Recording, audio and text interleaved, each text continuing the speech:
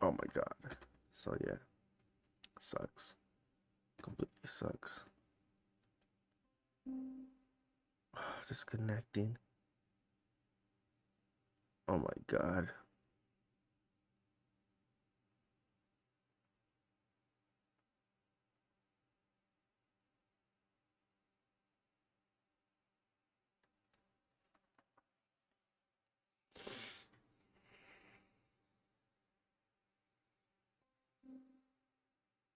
Here's what famous memes look like today.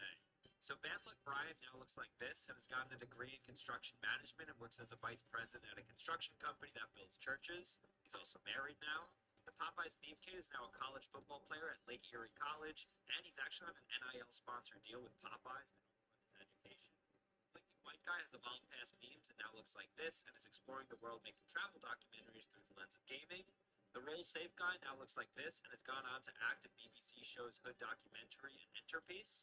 The Success Kid is now 15 and looks like this, and he actually was able to leverage his popularity to raise nearly $100,000 for his dad's kidney transplant. Side-Eye Chloe is now 13 years old and sold the photo as an NFT, which is similar to the Charlie Bit My Finger brothers, who also sold their video as an NFT for $750,000.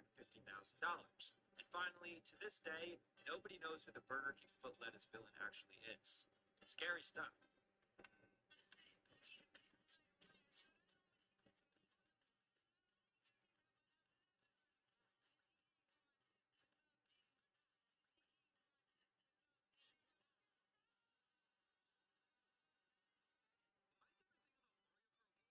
Okay, sorry. We're back. It's just my internet was going wonker. Okay. Let's continue on. Well, we're going to have troops everywhere. We're not going to let this happen to our country. We're not going to let our country be torn apart. I'm about to go to Seattle, and I'm about to go to Vegas. Holy crap. Consequences plain to see. I don't want to be there. I don't want to be there. Trump hates us. He hates sanctuary cities. He's going to try and make an example out of us. Fire in the streets, rage in the air, and fear everywhere. Well, I'm worried about everybody. I'm worried about members of law enforcement. I'm worried about the... No one cares about what Karen Bass has to say. She's a bitch. Oh, it's just protesting. The trigger for the president, protesters. The trigger for the president, protesters. Wait. I'm worried about members of law enforcement. I'm worried about the... No one cares about what Karen Bass has. Nah, they don't really care because they're pissed. And the county can do nothing about it. Federal agents.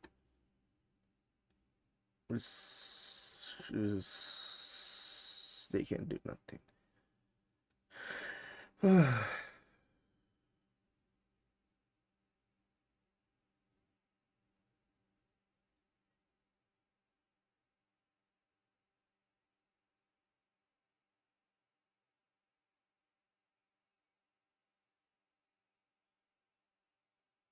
What the heck is this?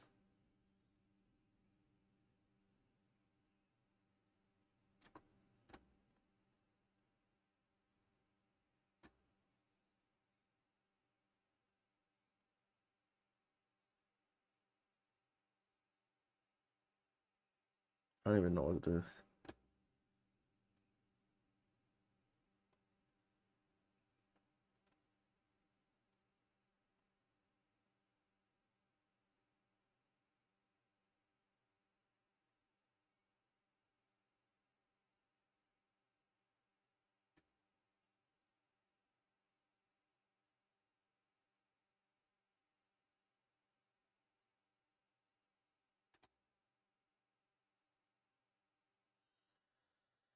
They can't really make other companies that are out of state, out of the US union, because that's something else entirely. They're just gonna replace them.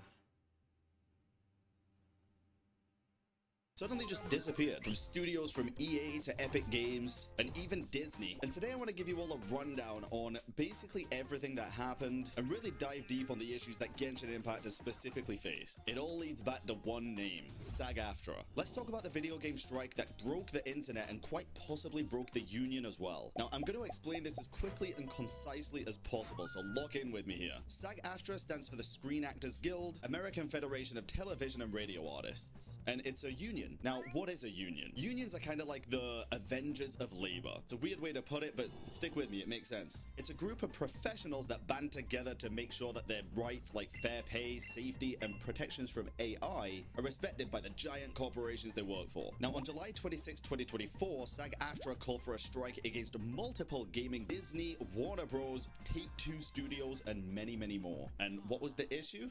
It was negotiations that were just failed over AI protections, wages, and safety. SAG-AFTRA argued studios could exploit AI to mimic voice actors without consent or compensation. And some food for thought here is, within its first decade, SAG-AFTRA collected over $1 billion in dues and fees. So a lot of people begun to wonder, was this really about protecting the voice actors, or was the union just chasing power? Voice actor Joe Zieja, who voices Risley in Genshin Impact, on July 29th released a video explaining the strike to the public, which I actually went over, and I even interviewed Joe Zieja myself back then. And one of the core messages was very, very clear at that point. If you work for one of these companies that the strike was affecting, stop voice acting or you'll be labeled a scab. Now, a scab is basically a derogatory term used in the labor movement to refer to a worker who violates a strike or other work stoppage like a collective work refusal by crossing picket lines and continuing to work, typically while other union members are striking. So in layman's terms, a scab is basically a strike breaker. Now, by late October, Genshin's English voice cast was diminishing and people's voices were disappearing faster than beef disappears at an all-you-can-eat buffet. And why was that? It was because the voice studio Formosa was owned by a struck company. Union actors couldn't really work, even if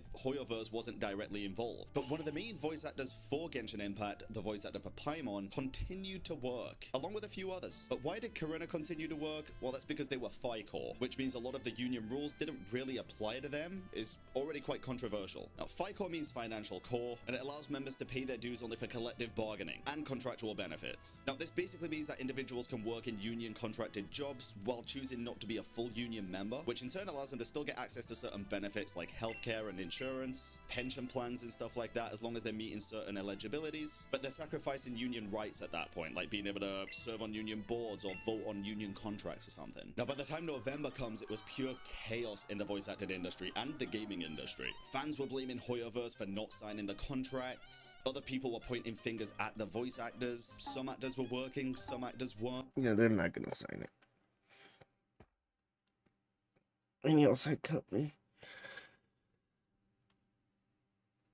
that just has to want something.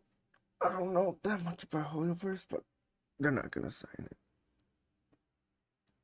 It was a very I knew it from the confusing start. time. At this point, pretty much everybody was siding with the voice actors because obviously people wanted them to get AI protections. And by the time December 2024 happened, voices started becoming missing in hit games like League of Legends, where they said that some of the skins had lacked temporary voiceover. So for the English dub, previously recorded baseline voiceovers would be used. And this was because of the SAG-AFTRA strike. A month later, January 2025, voices started becoming missing in Destiny 2. Again, missing voice actor content. And then Honkai Star Rail and Zenless Zone Zero were also hit. 2 more Hoyoverse games, which meant the silence was growing louder. Here comes March 2025. We're moving pretty quickly with this one. Hoyoverse, which was affected despite not being a part of the union system, announced they were going to be replacing some English voice actors within their games. John Patnord, the voice of Kenichi, was replaced by Jacob Takanashi, who received an insane amount of backlash from other American VAs, such as Karina Botka, the voice of Paimon, and Kaylee Mills, the voice of Kaching. John Patnord tweeted out, "If you've been playing the latest 5.5 update in Genshin Impact and are hearing Kenichi speak for the first time in 6 months, it's not my voice. I've been recast." Hoyoverse basically replaced him because he voiced Kenichi for one patch and then didn't show up to work because of the collective work refusal. You can see the whole post here, but I'm not going to delve into it too much. I'll leave it on screen so you can actually pause to read it. Then Jacob Takanashi's announcement came out, where they said they're honored to join the English cast of Genshin,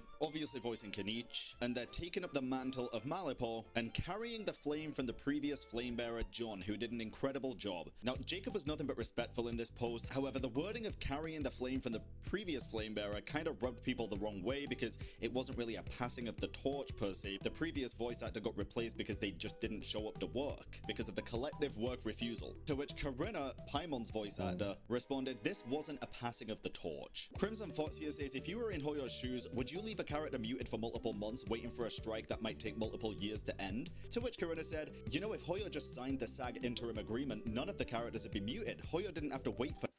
They're not gonna sign. Outside company don't have a base company in the States. They're not gonna sign it. Nothing if they just did that. To which myself and a lot of other people kind of now are very aware of the fact that if Hoyo did sign this interim agreement, it would force them eventually to become a union game, which would then make it so that non-union VAs wouldn't be able to work on it, even the current ones. Very bad move for Hoyo to do if they did decide to do it. I'm very glad they didn't at this point. They also say there's a huge difference when you take the role of an actor who is striking for AI protections. You are no castmate of mine, which on surface level kind of makes sense, right? But when you realize that what I'm going to explain to you very soon, Hoyoverse already had AI protections in the contract. Kaylee Mills, voice actor for Kaching, also says this is actually kind of diabolical. If you need the money, at least take the role uncredited. Comes off as an easy grab for clout. It's not a good look. Not a good look is one thing, but people started calling out Corinna for also scabbing since they were voice acting Paimon the entire time during the strike, even though they're part of the union. Now, Corinna said themselves this is because they were FICO and needed to pay the bills and get the medical benefits, but Kaylee also went on to say this is one small job for him, not his full-time work. It's Corinna's bread and butter. He's done very little voiceover work, so it isn't what he's relying on to pay the bills.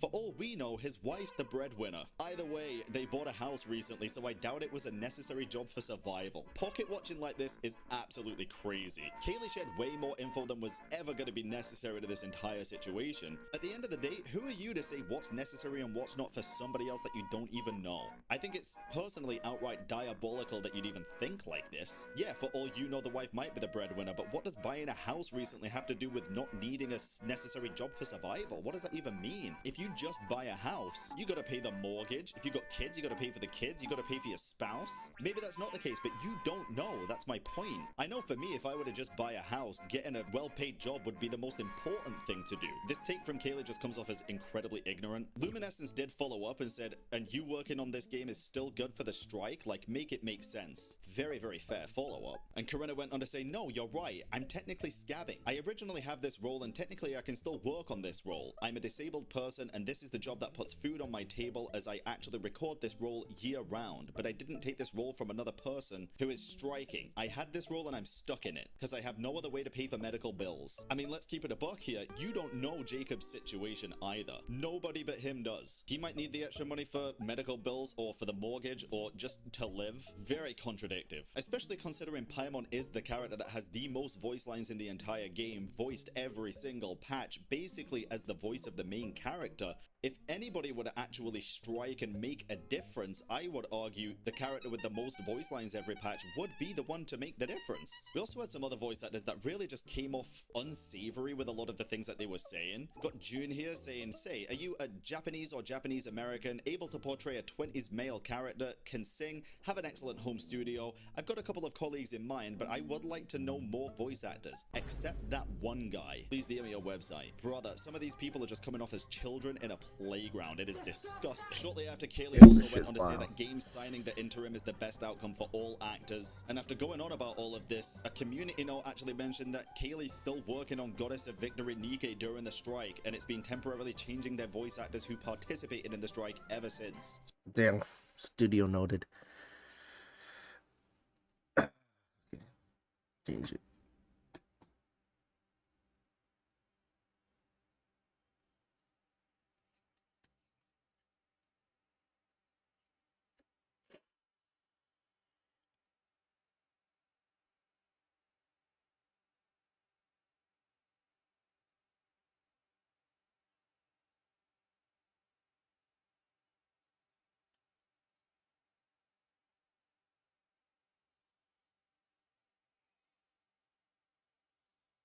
Damn.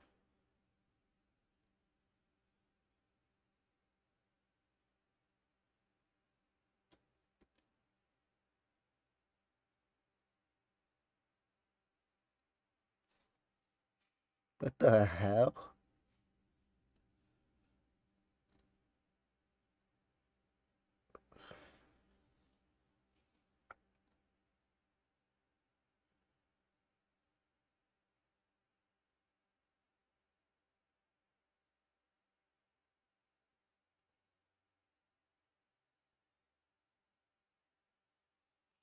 Oh, goodness.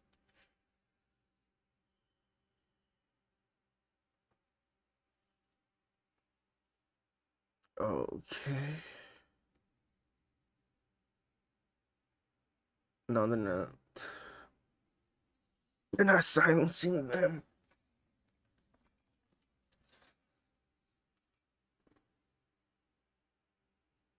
Sometimes when you get suspended on Twitch, it's sometimes good, but really, it's freaking dog shit.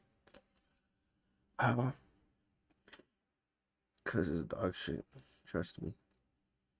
When someone gets banned, it's complete dog shit. When it's an righteous ban, I can't watch it. Then we're gonna get copyright strike.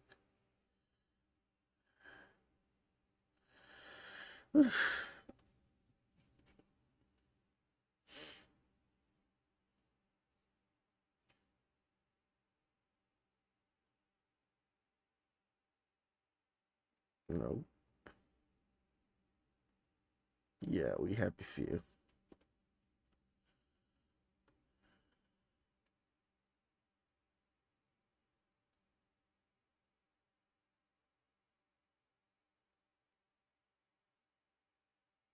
My leg is so asleep.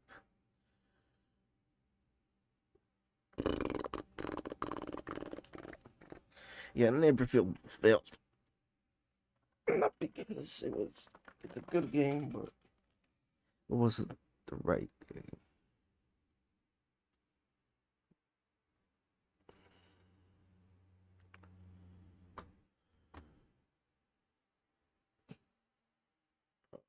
Okay. Oh, that's bad. Oh, let's see this.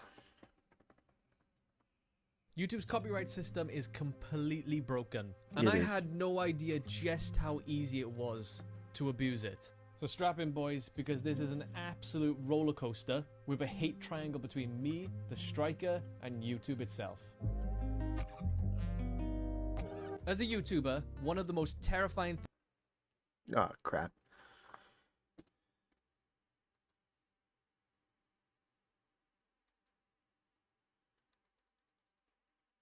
No sense of control. Well, that's it for that. Let's reload it.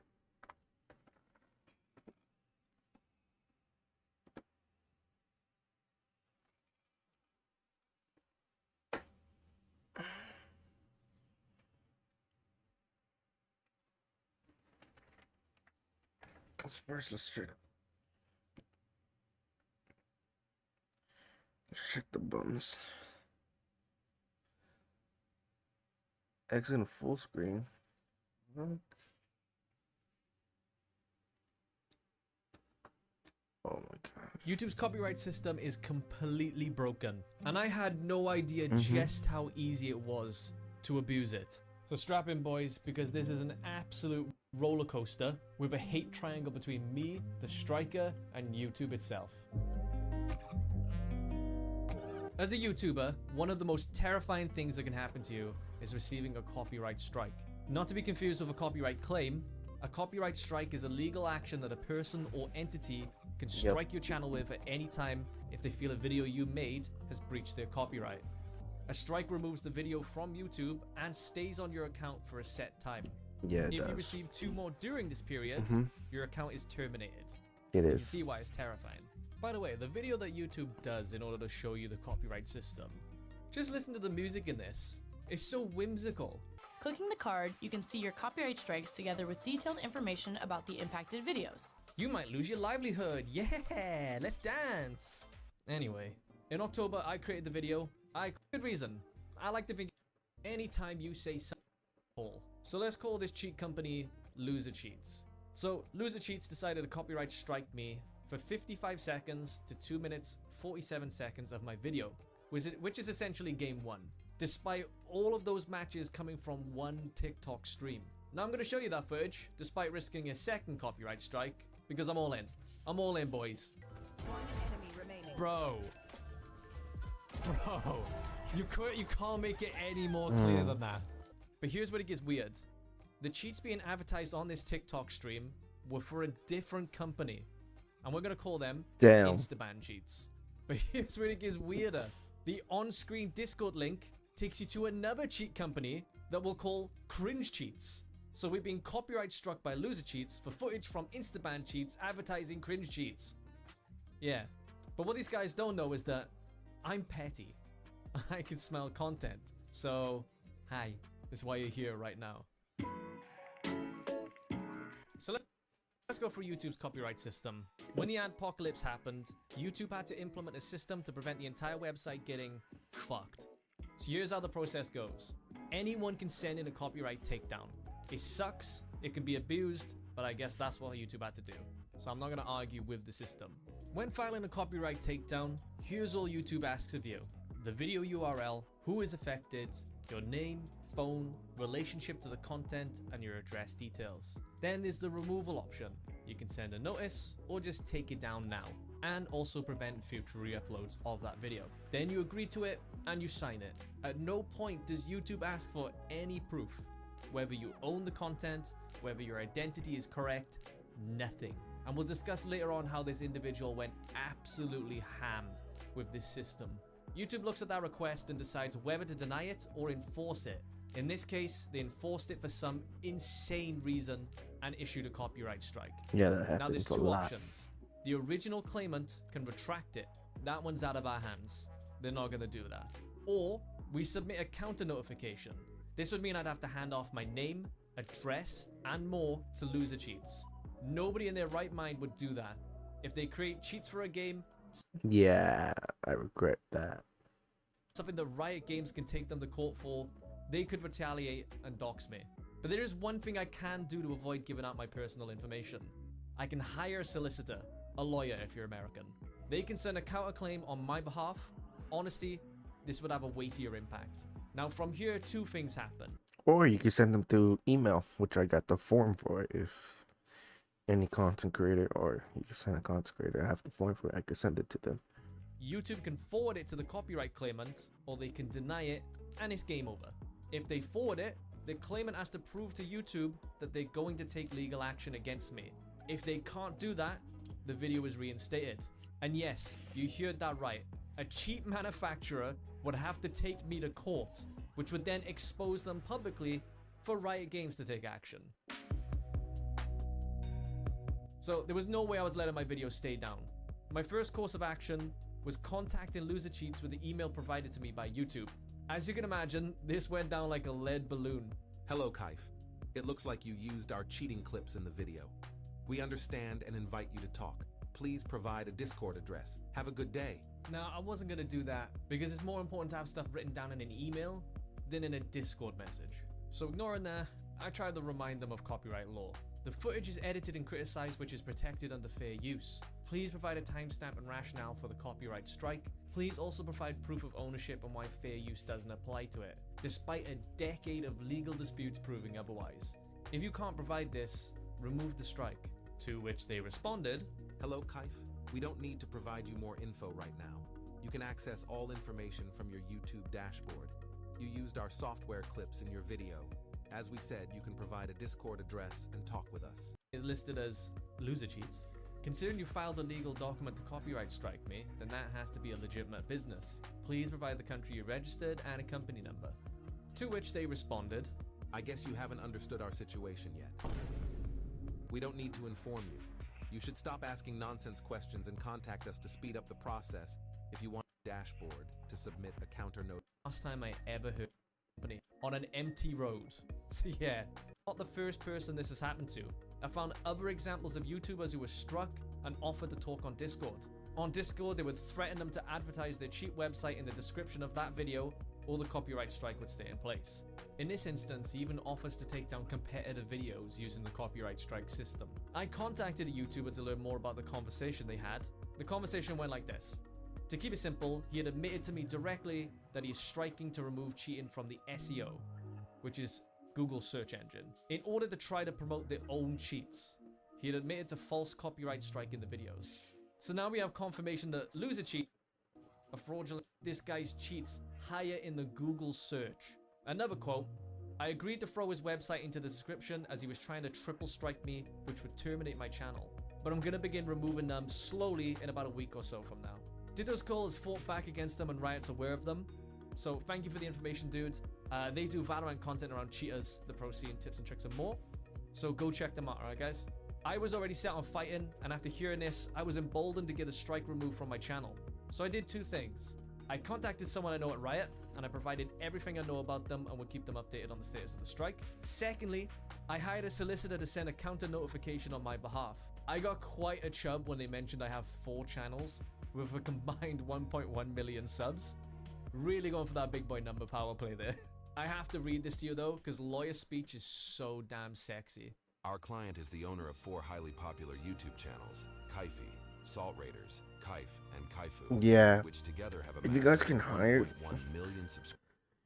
Oh, I can interview guys. I could do the paper.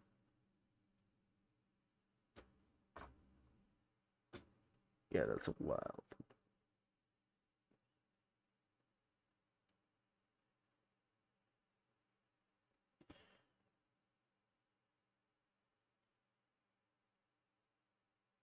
Oh yeah, 2024 at.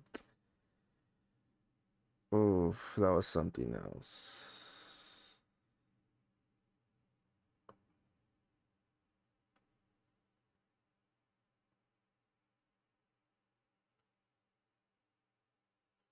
It's not a remastered. It's a port that was generated to a higher level, higher frame per rate. It's a little different. Nothing else changed. I don't know why it's a remaster. Isn't it remastered? They probably changed it, but nothing else changed for the game.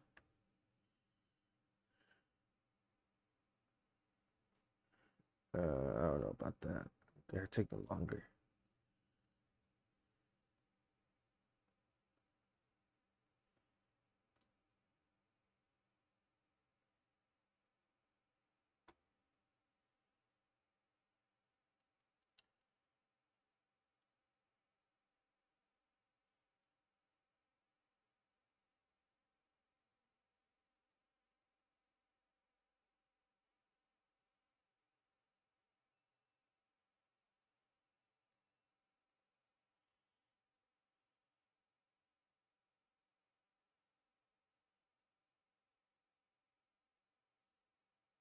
Also, as well, look at this.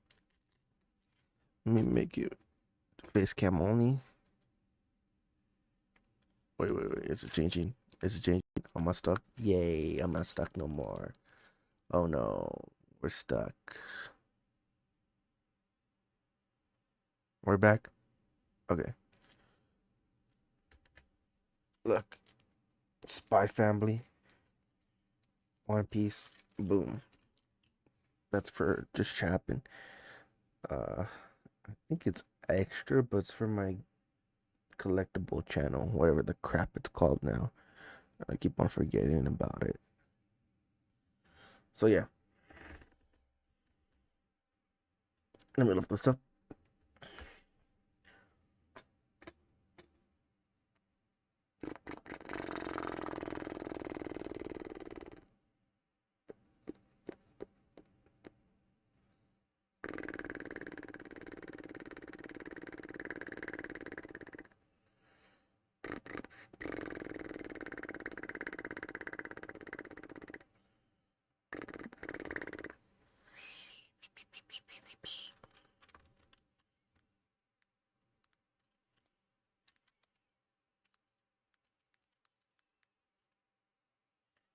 Okay.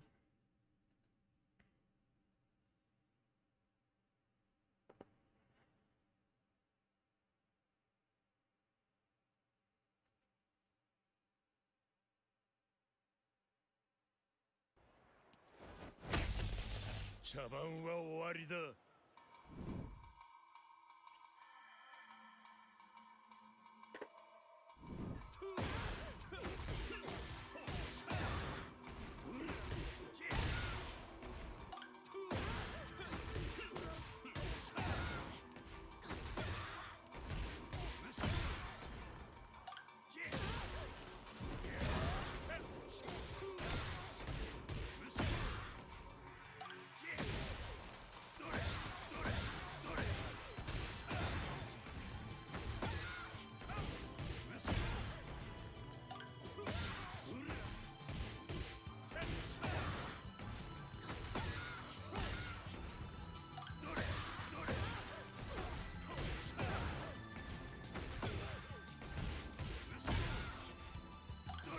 Okay.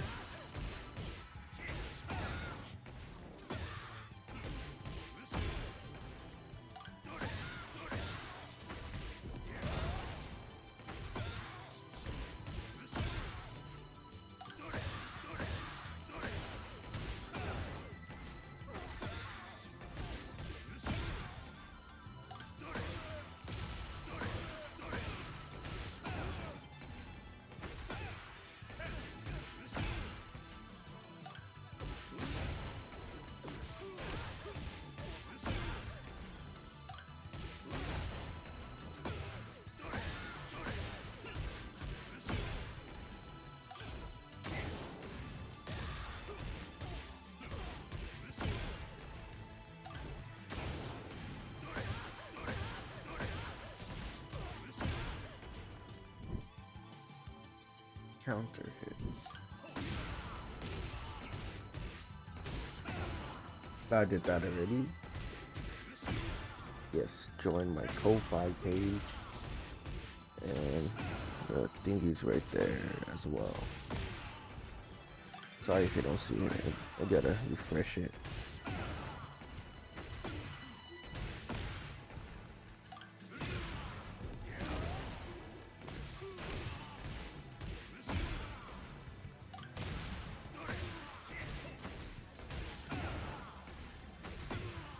Boom, boom.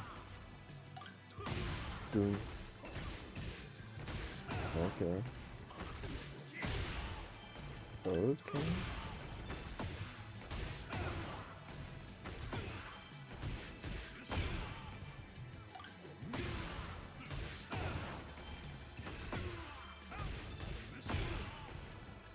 Quick.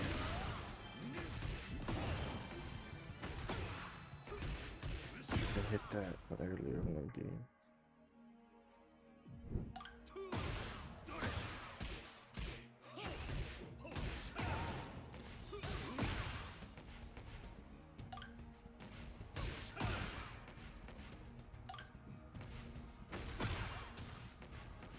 Yeah, I'm not doing that.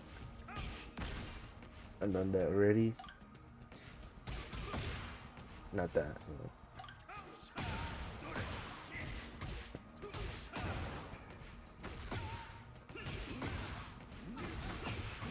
Yeah, done the ones that won't splat that.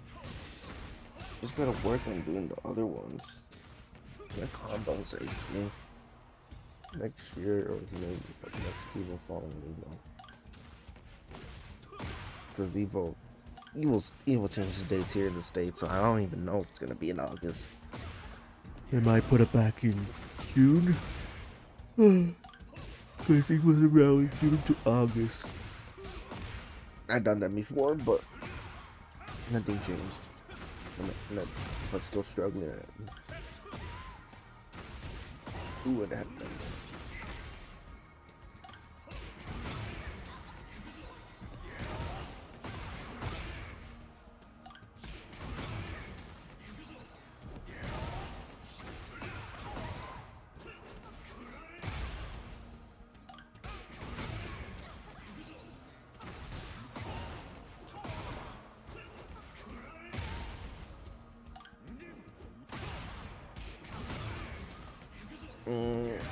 I don't know about that.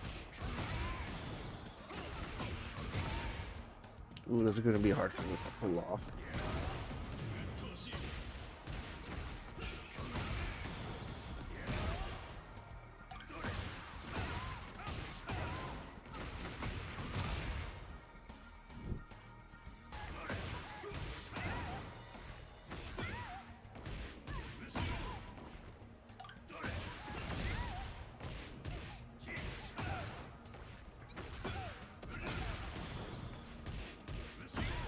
Okay.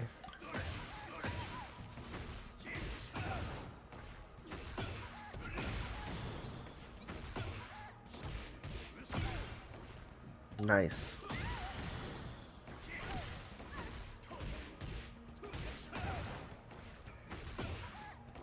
The only problem is I have input delay controller because I don't play on the thing. I play on that on controller.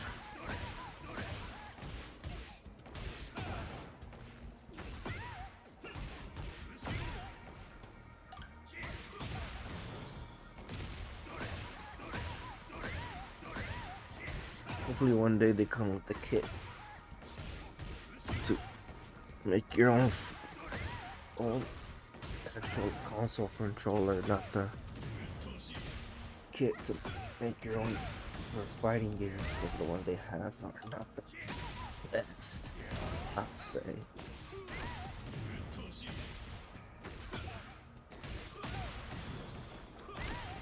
Oh, it's a stomp.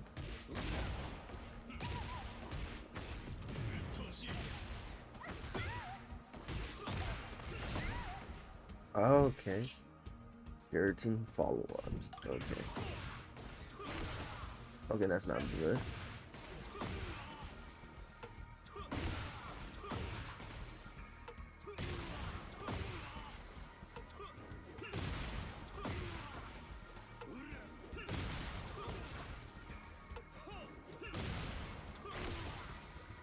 Oh, boom, boom, boom.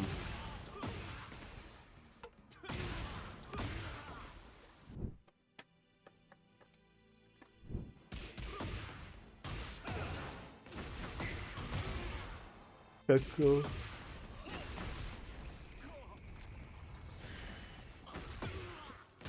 Okay.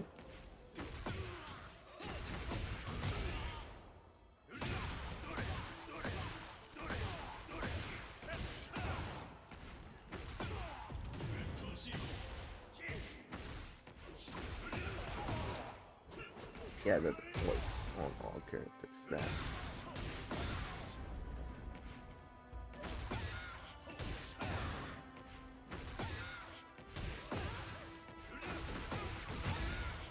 Nice.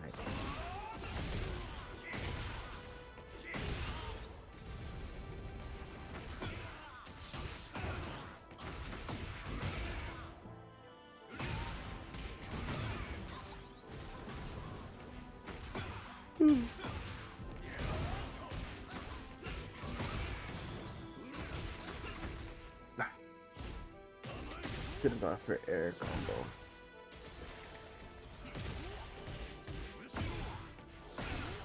Hmm.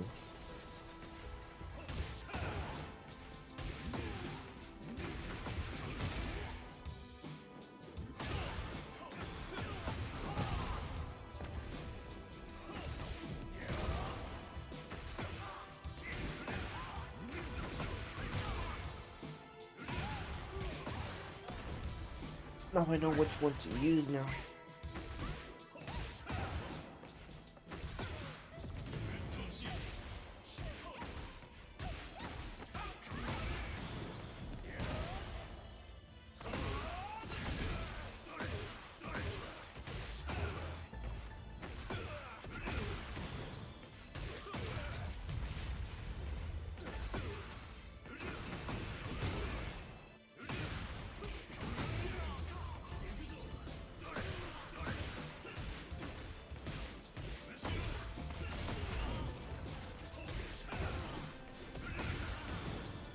Tomorrow, Tuesday, I'm gonna be just focusing on Tekken. Today, I'm just relaxing a bit.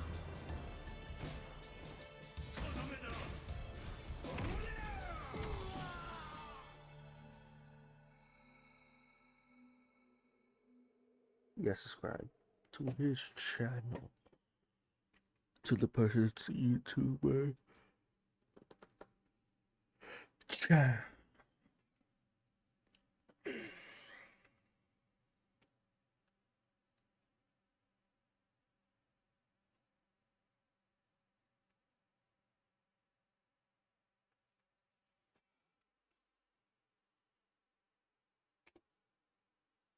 What the hell is this?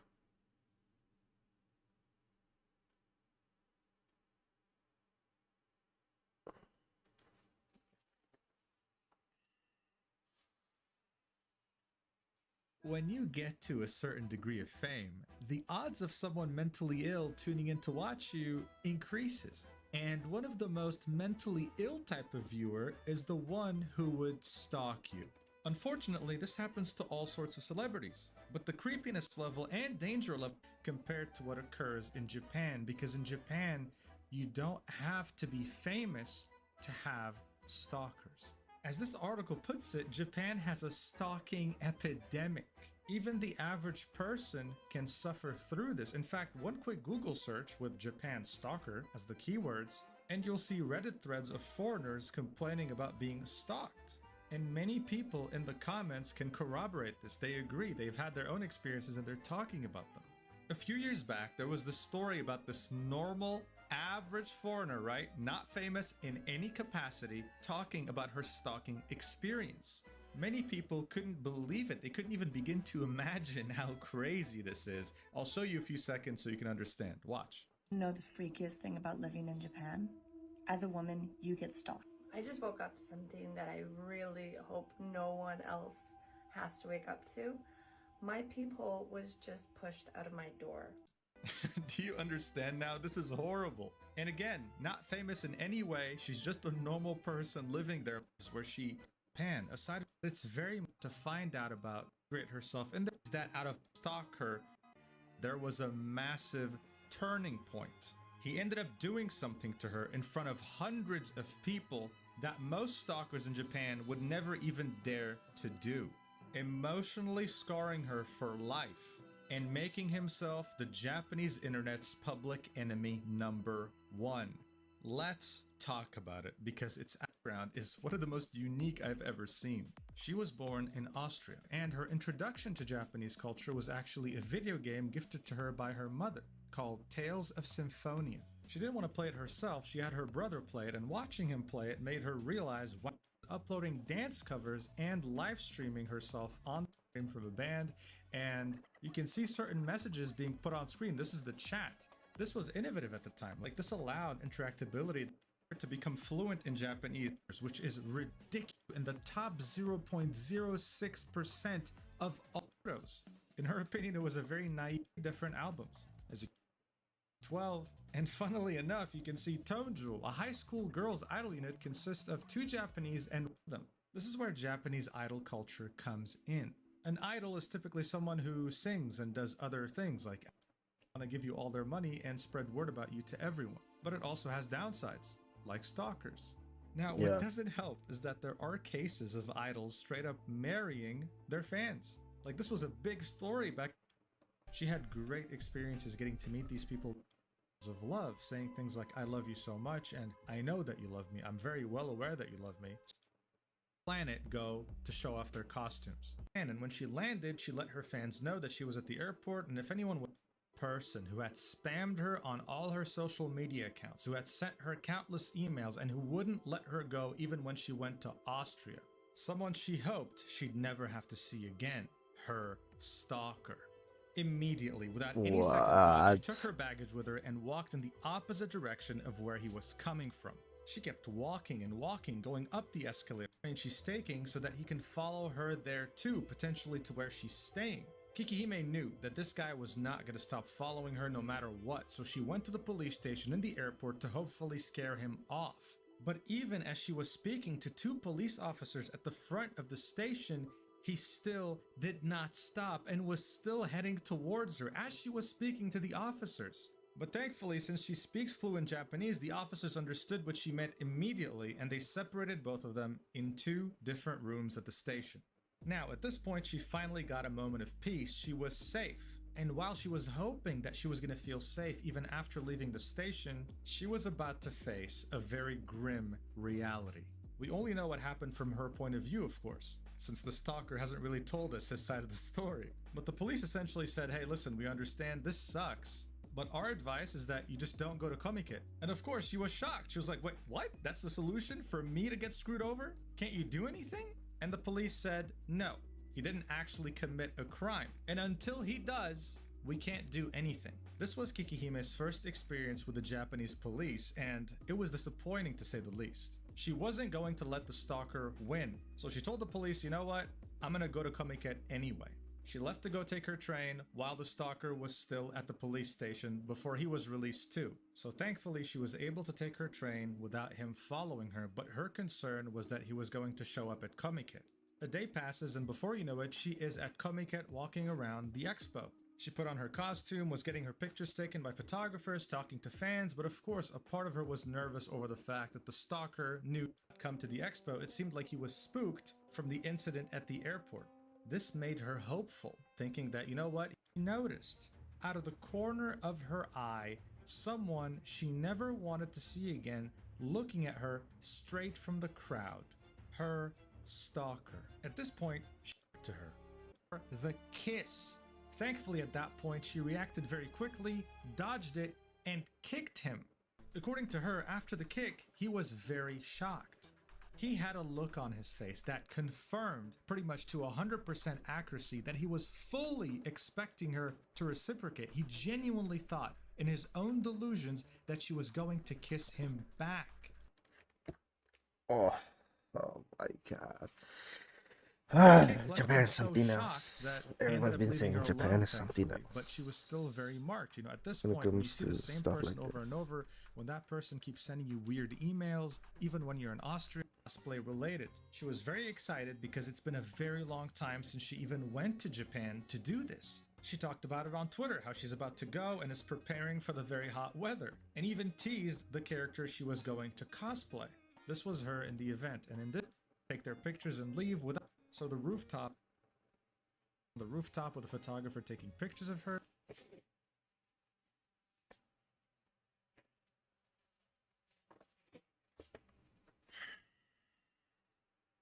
And she has her little signature suitcase with a sign linking her socials. This is something that she's been doing for a long time. This is the cue of all the she was dead wrong, as she ended up being extremely marked and confused, as well as the hundreds of people around the barrier separating her from the rest of the crowd. A familiar man that had been haunting her for over 10 years jumped the barrier. Jesus Christ. Easing across her entire body, her stalker had effectively jumped on her. He is significantly bigger than her and had her completely trapped. Her could hear her. Also very not normal. They attempted to wrestle him off of her, right? He was holding her so tight, multiple people had to wrestle him off of her because he wouldn't let go. And at that point, she was hyperventilating, tearing up, crying. She was practically having a panic attack. This is a recording of the aftermath after he had groped. What's going on right now? And she Dang. The cameras are gigging up. Everyone that, hey, this is my stalker. He's been doing this for years. And this guy has the gall to act shocked. He says things like, but I've been emailing you. I've been sending you messages all the time. I'm just a very big fan. We know each other in front of hundreds of people. So honestly, I feel disgusting and I don't know what to think.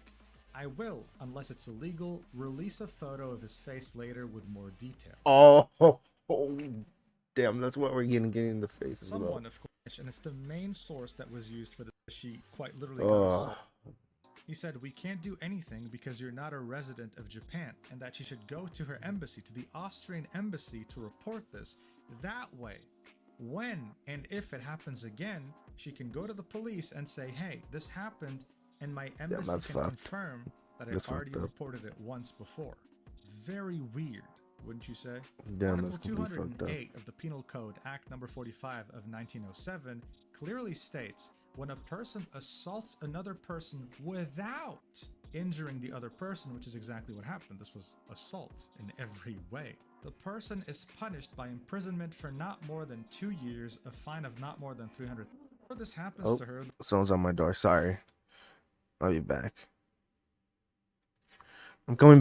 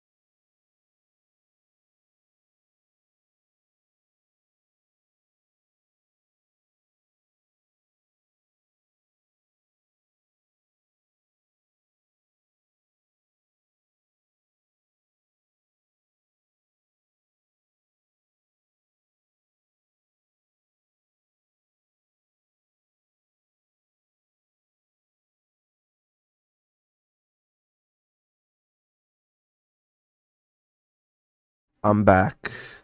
My internet's going to crap right now, so gotta do this quick. And then play a little bit of P5. The more we understand why this is the dark side of Japan, why stalkers are able to roam so freely in the country, because there are practically no consequences. That's why the internet, more specifically the Japanese Yeah. Japan's laws is different. Some things are fucked. internet has decided to take this into their own hands. Now, I don't know how, but they found the stalker's Twitter profile on the same day. His original Twitter account was Phoenix Rick, but it doesn't exist anymore because he changed his name immediately to Rick Phoenix, as if that's going to change anything. Oh. Oh my god. Fuck, that's even more. He also privated his account. People are on to him and they want to dispense their own sense of justice since the police doesn't want to do a single thing. They even found his alt account called Mirror Rick. They're finding everything about this guy. This post right here found out more about him, saying, according to a certain source, the stalker of Kikihime at Komiket, or rather the person who sexually assaulted Kikihime, was a man known as Rick, who was famous for making appearances in dark baseball, dark walking, and other events, then running away without paying. And as you can see, he's right here with a different... Oh, I told you, don't... Okay, and that's it, but... Internet will get pissed off. And if they get pissed off, then you're done. They will come after you, so no overall, mercy. A great productive member of society, as you might guess from an obsessive stalker like this. Kikihime ended all this by saying, with that, the topic is done, I'll move on, but knowledge is power. But she still tweeted the next day that she felt very dead inside, mentioning how her cat sitters sent her a video of her cats and that she misses them so dearly, wanting to go back home just to see them, and was asked by a fan, hey, would it be possible to make an emergency trip back home even for a day or two? And then she said, absolutely not, sadly, just hoping the days go by fast. So this not only ruined her day at Komiket, but might have just ruined her entire Japan trip. And it definitely serves to highlight not just the dangers of content creation due to stalkers, but it also highlights the dark side of Japan, this stalking epidemic that just seems to be very rampant, more so than usual, due to not only aspects of the culture that encourage it, but the fact that the police don't seem to take it seriously until it gets serious, aka someone gets hurt, which shouldn't happen. It shouldn't get to that point. But in any case, I wish Kikihime the best. I hope she never has to deal with that stalker or any other stalker ever again, and that more light can be shed on this unfortunate aspect found in some areas in Japanese culture, which is just being a very weird stalker. Of course, I still want to acknowledge that this is the minority of people in Japan, but it is rampant enough for it to be cause for concern, especially if you're a woman traveling abroad there by yourself. Concern. Thank you so much for... Damn, that freaking sucks. What the hell is this?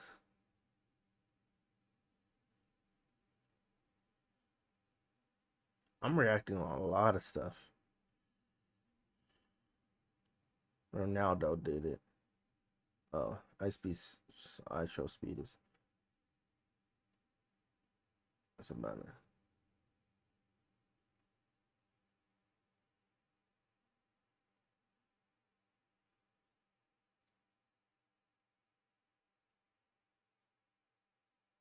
Oh yeah, Narasama. That shit's completely random.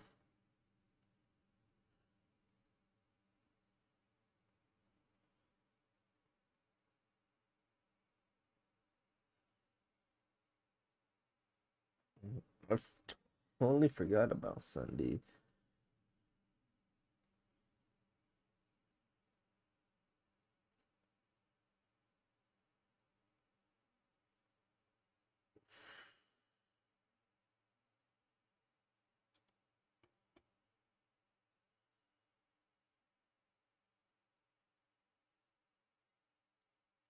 Oh yeah, the first Lego sets are expensive for now.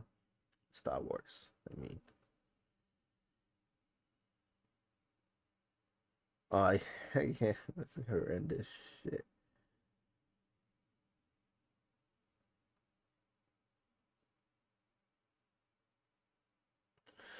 Popular mods can never get a break. I mean, I'm saying these. Some shit's happening.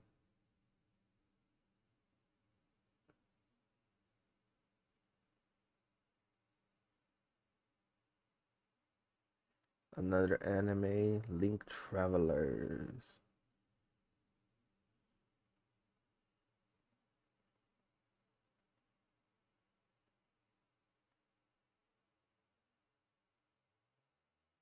I don't know. I don't know why I fell. Kid Cities. What the hell's that?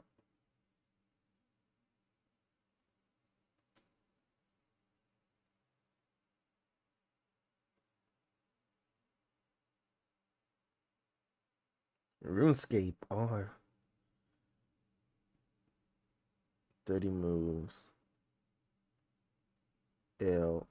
Yes, the trailer. We watched it. Hunter, no, Hunter. The cat from Kevin Devers. Slide through a window. I'm gonna be loud while I have the opportunity because soon I have to be quiet again. Where were you? Where was you at? No.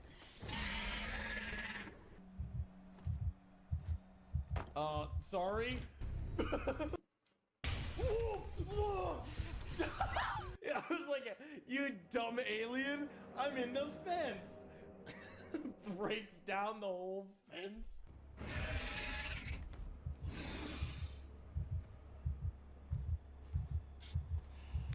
Where is it?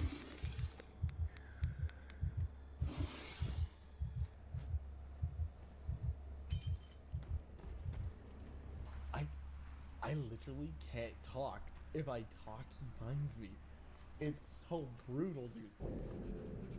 Doing this as a streamer is like practically impossible.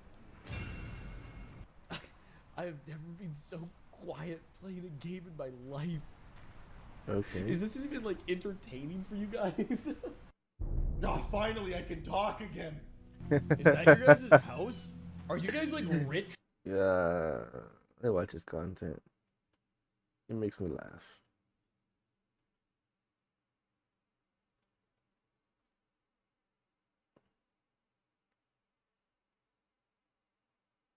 Wait.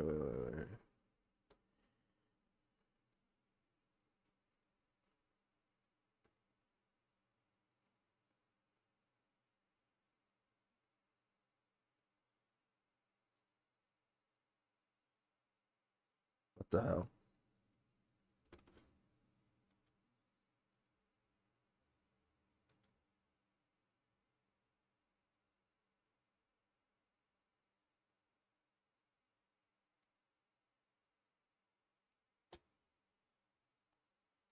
Yeah, I played it. I got other content as well.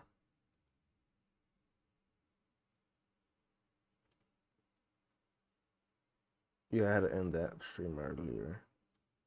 These two earlier.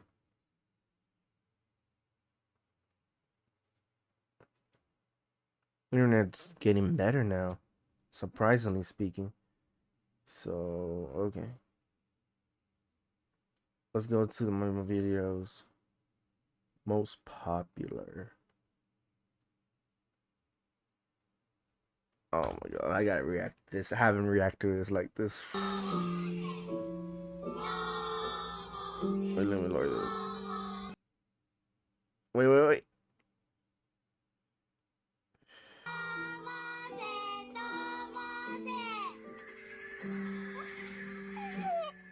Oh my god.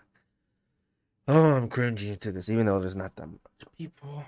That's just me watching. So yeah. Wait, I gotta be back. I gotta call someone. So important.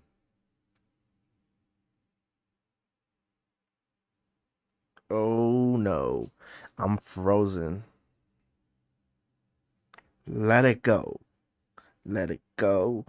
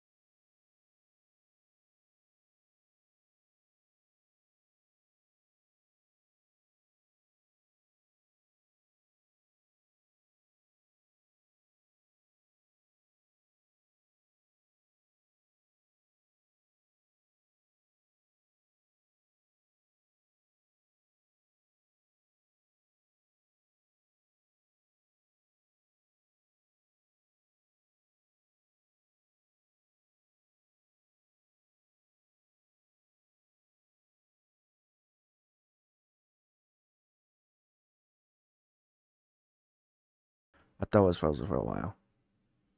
So yeah, browser 4. Okay. So let's get to. Oh no.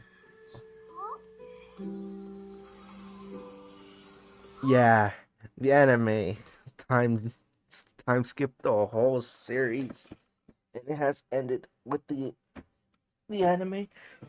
There's only 3 seasons. The manga is long, so they ended it with that. Even though the anime ended with that, when the ended with that, and I think they're done with it.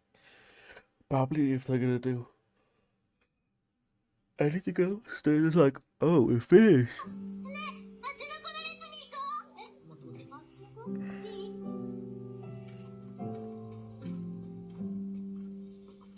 This is my first video that reached one to like this amount where I could watch this. I was I was getting a lot of comments. Look at this comments. To newest first. Yeah. I was the only one there. There was no one else, which was because it was how I say it was shadow drop. Some animes are shadow drop.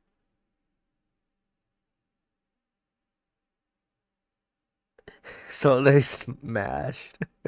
And look at my comment. It wasn't bad. It was just funny comments. So yeah.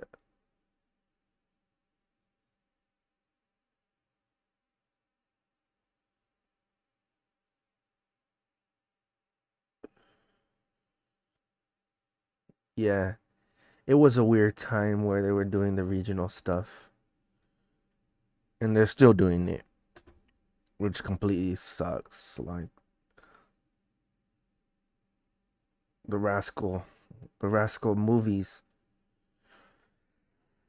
The one that's coming this year is not coming this year in America. They're probably gonna come up more, and the author already finished it, and the movies are making money.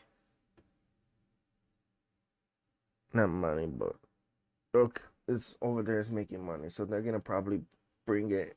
And if you missed it, I missed it.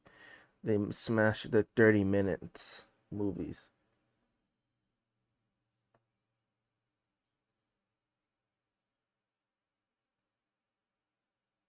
What the fuck?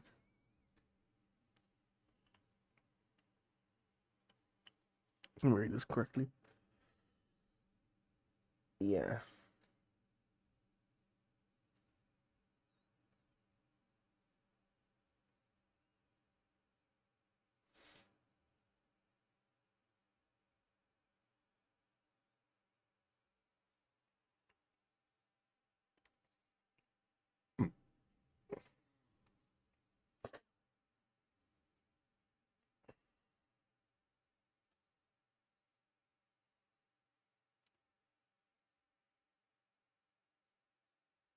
Oh, I heard about that Formula One racer. His CEO, whatever the hell it is.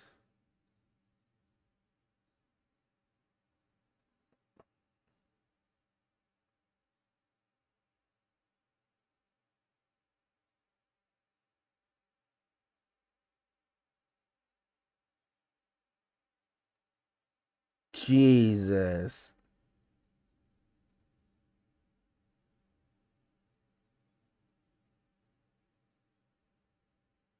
Oh yeah.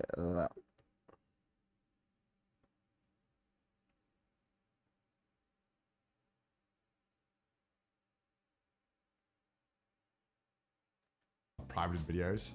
So I guess I can talk about that weird part, which I already spoke about it a bit on Trash Taste. There's a whole really fucked up history behind it. It's really sad. It's really fucked up. Why did I private it? Okay, well here we go. This is like a long story. Okay, so okay.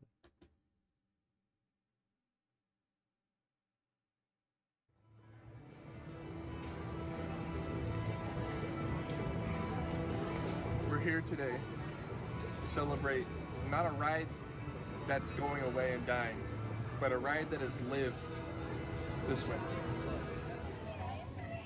Muppet Vision 3D will have closed its doors forever as you're watching this video.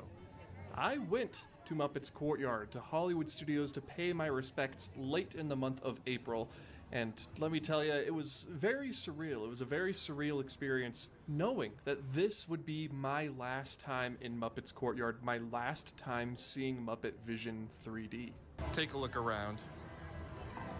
This is Grand Avenue, Grand Courtyard, Muppet's Courtyard at Disney's Hollywood Studios. About a month.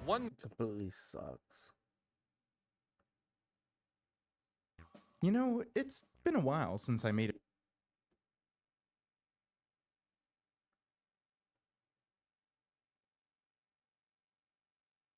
What the hell is that?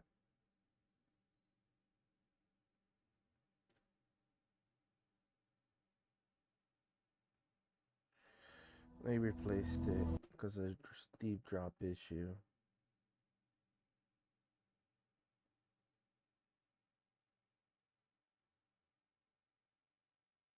Mayor Tiffany Henyard. Tiffany Henyard. Tiffany Henyard. Tiffany Henyard. Tiffany Henyard is around. It is always interesting. Only one word come to mind, and that's demon, possessed. I've never seen anybody work so hard. I'm going to the end with her. Good to meet you. Good to meet you too. How are you? To you, what is the biggest thing against Tiffany that you would say don't vote for her whatsoever? Only give me one. No, you won't. From Vegas to Chicago, rolling around in Tahoe. But you said Keith Friedman bottom, right? What is that's so off-putting, not gonna lie. Seth MacFarlane, one of the most Jesus.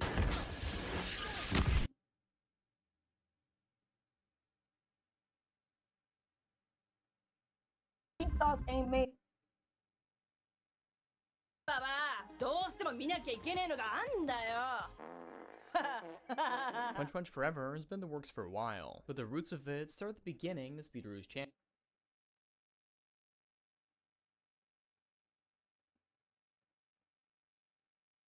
Every game with a competitive scene.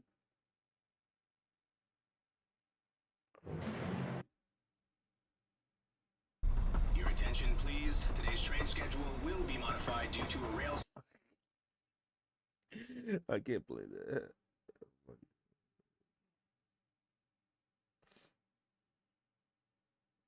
Kaihato is distraught.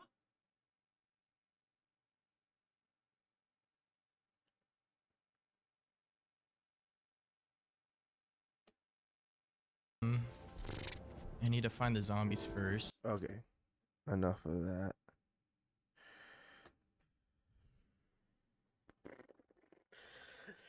Dun dun dun dun dun dun dun dun. Dun dun dun dun dun dun dun dun.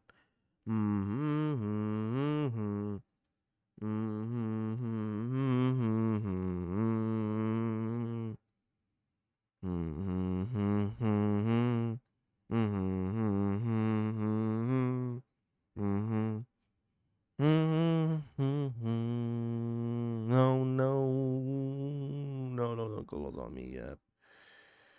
Wrong one. No.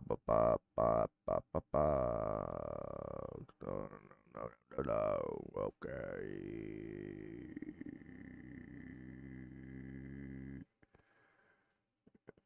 Okay.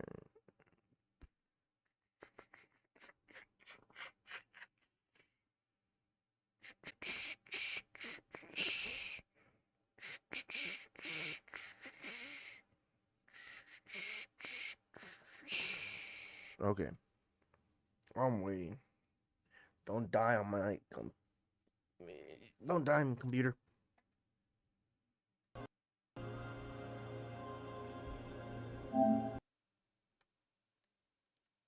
Okay.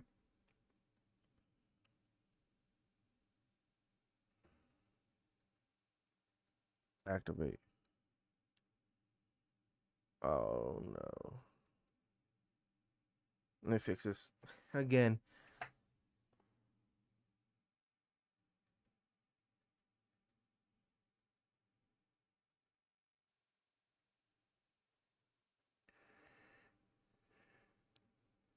What the hell?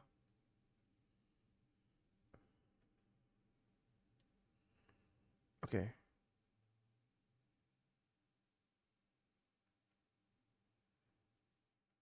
Let me put this.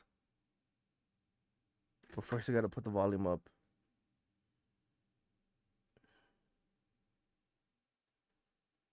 Wait, I got volume right here. Oh, that's all of it.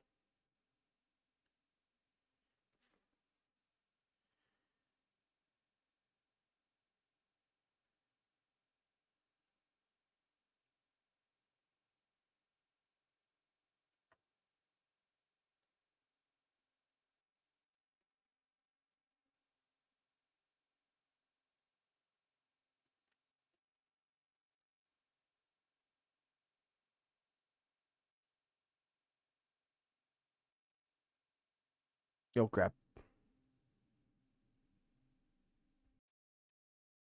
No. Don't freeze on me. Don't freeze on me. Please don't freeze on me. No.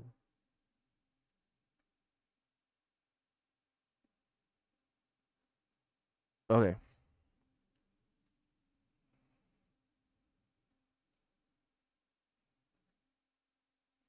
Much better, much better. Come on, don't. Okay.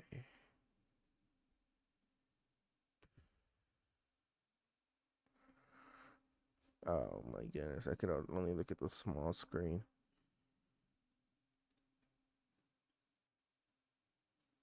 Oh, okay, now I see in the bigger screen. I can focus now. Okay.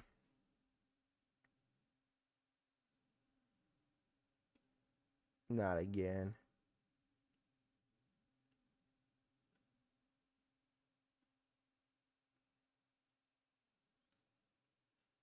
Okay.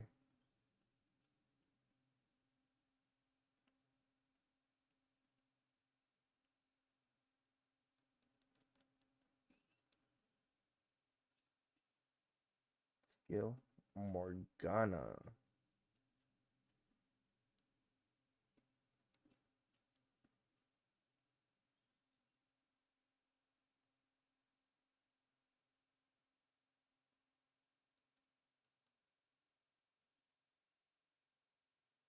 Okay. I just gotta put my volume all the way up. Not volume, but my voice, because this is very low. It's gonna hit your ears too. Oh.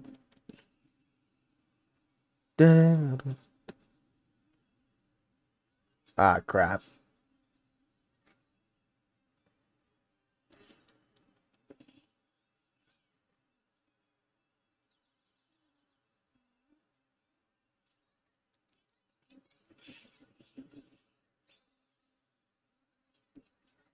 Let's go, Morgana.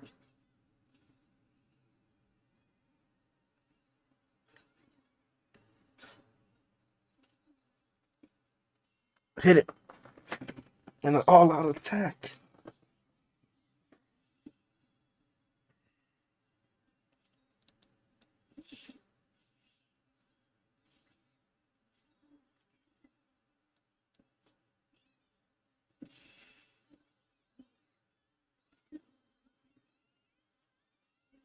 Persona.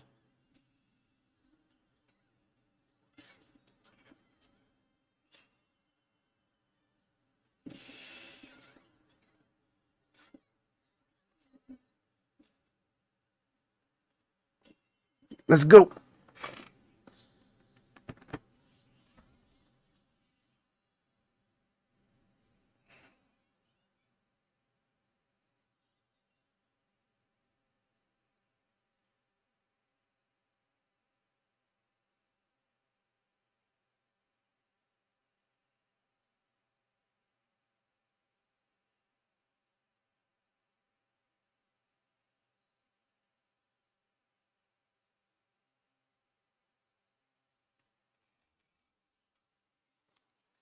Yep. Okay, you gotta be smart about this one.